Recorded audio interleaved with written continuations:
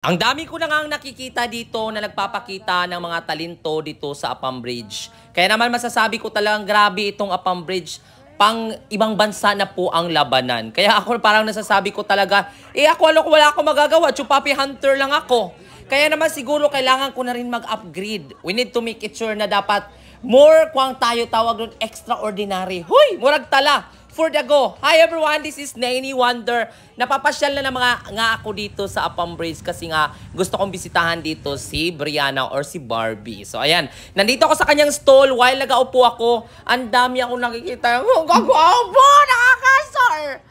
Siyempre, sa mga nakakilala sa akin, lahat po ng aking content ay pang-good vibes. Natuwa nga ako dito kang girl, I think from Cebu si ate girl. Kilala niya kami ni Brianna or ni Barbie. Nag-hi nga siya, sabi ko, wow, it's so nice here. Alam mo, pinaka-nagustuhan ko talaga dito sa Appam Bridge. Para siyang nasa ibang kuwang katag. Yung alam mo, mayroong mga food, maliban sa food, dalawang option na food. Kung gusto mo literally na food or food na, pero mas bit ko yung Appam. Ay, marag tala, for the go. Grabe ako talaga dito, tumatambay lang ako, sa gilid lang ako, tahimik lang po ako sa gilid. Pero po grabe talaga, no, ang ganda na, alam mo, masasabi ko talagang bukod pinagpala ang Appam Bridge dito sa isla ng Siargao. Dati, alam mo na, nag-start pa ako dito mag-try mag-vlogging. Wala tumatambay talaga dito, promise. Kayong dati na una ko nakita, nagbebenta lang ng balot. Isa lang si ate.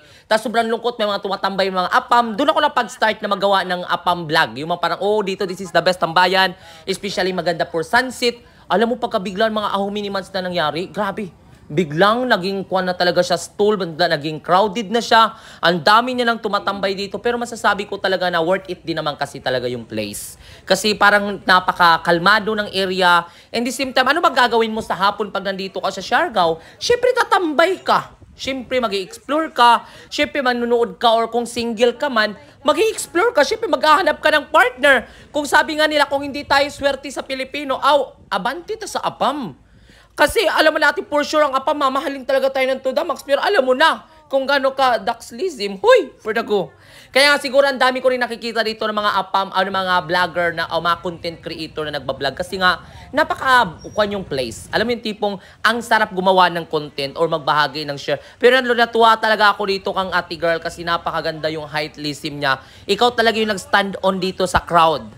Hala, for the go. Kaya naman, this is Nainy Wonder for the go. I love you guys. More Chupapi vlog. Woo!